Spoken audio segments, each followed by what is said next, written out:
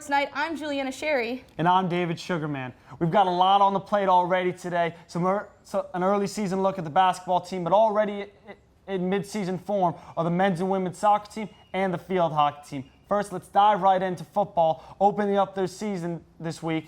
We bring in our football reporters, Drew Martin and Brandon Pavlina. How we doing tonight, fellas? Doing well, man. Looking forward to getting the season underway and ready to rock and roll tomorrow. All right, Joe. There's a lot of new blood coming into the program this season, particularly on the coaching staff. Brand new strength and conditioning coach from Baylor, Keith Caton, and of course the big name floating around this summer, new defensive coordinator out of South Florida, Tom Allen, who comes in with that much different, big departure from last season, 4-2-5 defensive scheme. Yeah, it's a big change. Anytime you bring in a new defensive coordinator, offensive coordinator, head coach, it's always a big change because that means something's going to be changing around the ball. And in the case of Tom Allen, he's bringing in the new 4-2-5 scheme, which has a heavy line and then also has a strong secondary. And we're really looking forward to seeing how it's going to work out for IU. We're gonna see how the strength and conditioning coach, what he brings from Baylor, and how that's going to affect the team as well. Brandon, outside of Nate Sudfeld, IU brings back very experienced players in those key skill positions, as well as a very experienced offensive line. Break down Richard Lego's, the presumed starter. Break down his strengths and weaknesses, as well as what he can do to step into Sudfeld's shoes. Yeah, definitely, Juliana. Look, Richard Lego, if you're looking for a guy who can put his foot in the ground and deliver a strike to all parts of the field, this is your guy right here. He's about 6'6", 235 pounds. He's got a big-time arm. He can make all the throws. What really impresses me about him is his deep throw accuracy. He has really great downfield ability to just drop the ball right into the pocket of the receiver. He has some good mobility in the pocket. He doesn't really have the speed to get out and scamper down the sidelines for a big touchdown run, mind you, but he does have good mobility in the pocket to escape defenders and extend plays, and you'll be able to look and see a lot of that this season for Indiana. Now, you got to keep in mind, you're replacing a guy in Nate Sudfeld, the all-time program leader in yards passing in a career here at Indiana University, a guy who was with the program for 4 years, a three-year starter. So you're filling some big shoes. But you got to give Coach Wilson a lot of credit. He went out and got a guy in Richard Lego who seems to be really the best option in the country to have come in and made this transition from Nate Sudfeld as seamless as possible. And I'm really looking forward to seeing what he can do in a cream and crimson this year. Let's break down the schedule big picture for a moment, Drew. It's no secret Indiana's always scraping and clawing for that 6th win. They didn't get it last year until the final week of the season. So as we look at the calendar, which dates do you circle and say those are absolute must-wins if Indiana's going to pick up 6 wins again this season? Well, I think the first one you have to look at is Rutgers. It's a mid-season game, and it's on the road, which are 2 key points. They're going to have to pull that one out. They didn't really do a good job last year of pulling out those mid-season Big Ten wins. So that would be a very, very big morale booster for the team to go ahead and finish the rest of the Big Ten. And then also at the very last game of the season, Purdue, they got to look at that game and circle that one on the calendar because, that's a rivalry game and it's going to be a big game for both teams. Regardless of how Purdue's performed in the past couple seasons, they're going to be out for blood and they're going to just want to play their best game. Brandon, a long 12 weeks heading forward for the IU football team, 9 conference games, 3 non-conference. Which of those games do you see as being a potential toss-up, a win or lose game? Yeah, definitely. One game that I really think could be a toss-up potentially is the Northwestern game. And the reason being is because of where it falls in the Wildcats' schedule. Northwestern will be coming off 2 games on the road against Iowa, followed by Michigan State. And then they'll play Indiana at home, and then the week after that, they'll be going on the road again to take on Ohio State. So Indiana is fortunately tucked right in between 3 extremely talented opponents. And so they may have the opportunity to, catch a Northwestern team that may be reeling at that point in the season. Again, if Northwestern doesn't fare well against Iowa and Michigan State, there's going to be a lot of pressure on that to win that IU game. It's going to be their homecoming game. Especially with Ohio State looming. They're going to want to beat Indiana. And so with the pressure being so high on Northwestern, I think Indiana will have an opportunity to go in there, not be so on edge, and take advantage of a team that might be playing a little bit scared and a little bit fearful for how their season might be unfolding. And IU misses Wisconsin and Iowa this year, but they do have to play the top 4 teams in the East Division, Michigan, Penn State, Ohio State, and Michigan State. Which of those games do you see as a potential upset, and could they get more than one? Yeah, definitely. I think there's really two games in particular that I'm looking at as possible upsets this year. Just looking at the schedule and eyeballing it right now. The first one being Michigan, and it's a similar reason as to why I think the Northwestern game could be a close one. Michigan, the game against Indiana, is tucked right after. It follows a game where Michigan will be on the road taking on Iowa. And if Michigan is able to win that game on the road against Iowa, there's a chance that they may be experiencing something that my high school football coach used to call a big win hangover. You know, where you get your emotions so high and you're so emotionally invested in the game, and there's so much energy involved that when you win the game, the following week when the opponent doesn't get you going, to that level again, you don't have that same excitement, that same feel. It's hard to get going to that same pace. And so given that situation, I think that if Michigan beats Iowa, you're going to see an Indiana team coming in there that may be getting overlooked by the Wolverines. And if that's the case, there's no reason that Indiana can't go in there and give them a really tough game, because Indiana is a more than capable team and by no means should be getting overlooked by anybody this season. And if anybody does, they'll have a tough test on their hands. And then the second game I'm looking at too, that'll be featured here at Memorial Stadium later on in the season, is the Penn State game.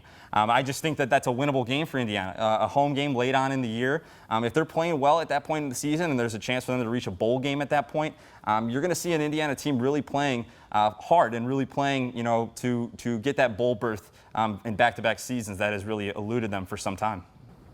All right, boys, easiest question on the exam. Let's play a little bit of true or false here.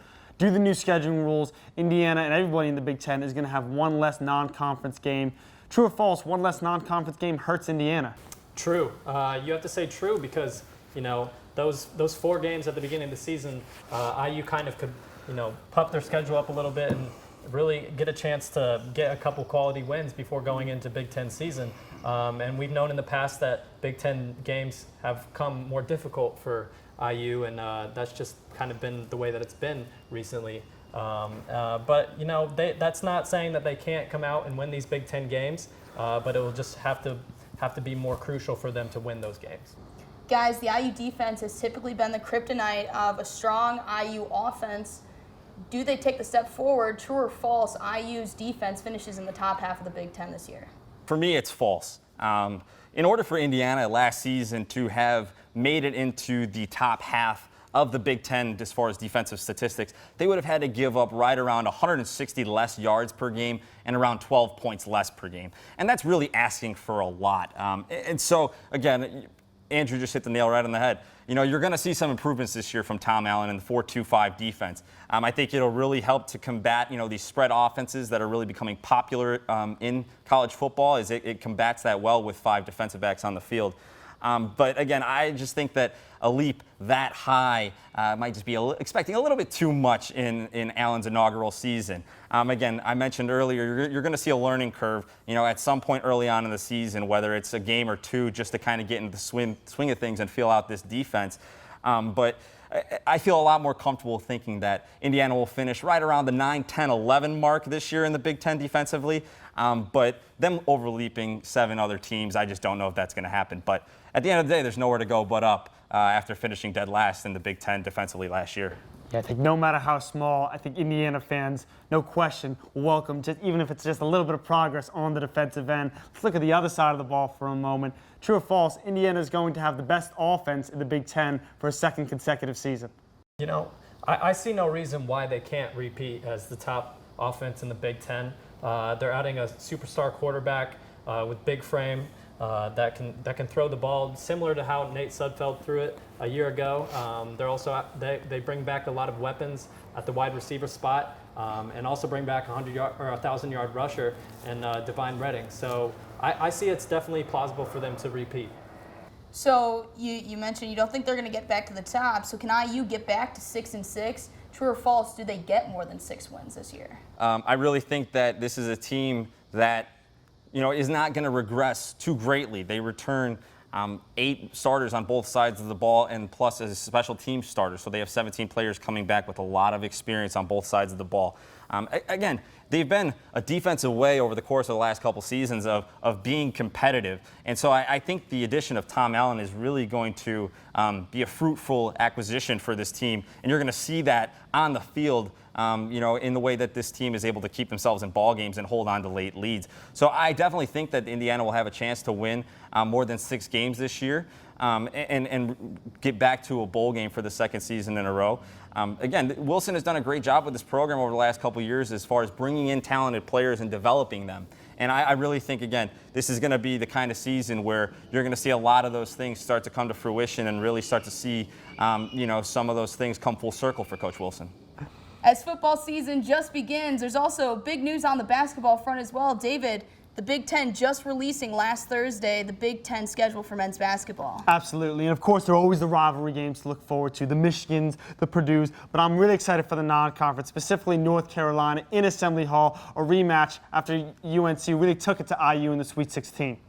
Here to take an in-depth look into the schedule is our very own Jordan Burroughs and Patrick White. Hello, everybody. I'm Jordan Burroughs. Patrick White. And we are standing in Franklin Hall in the brand new media school in the Commons right now. We're going to give you a little insight into Indiana basketball's next season. But first, how did we do last season?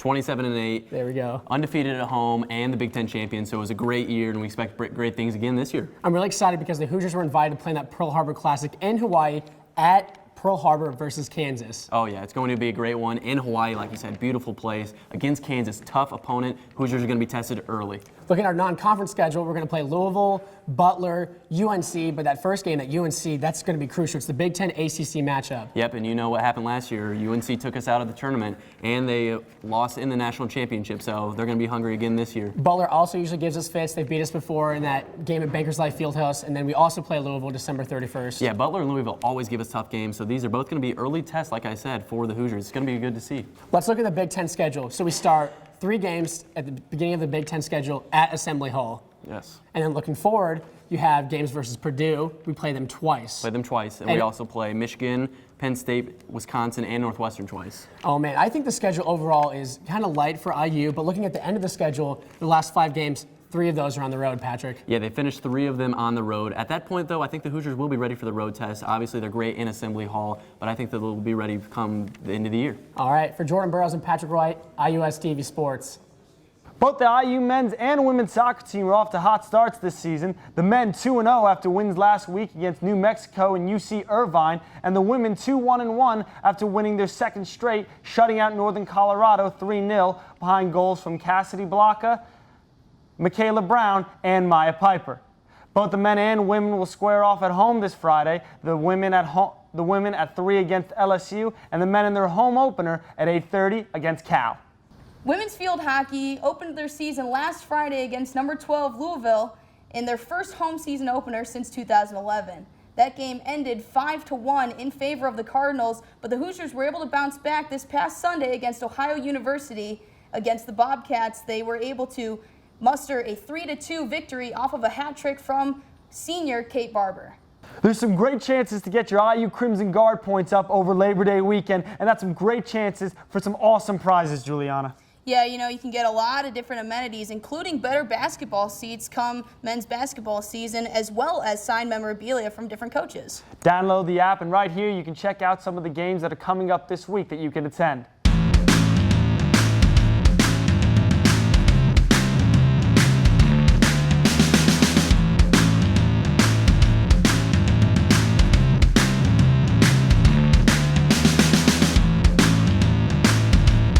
For another edition of Hoosier Sports Night, I'm David Sugarman.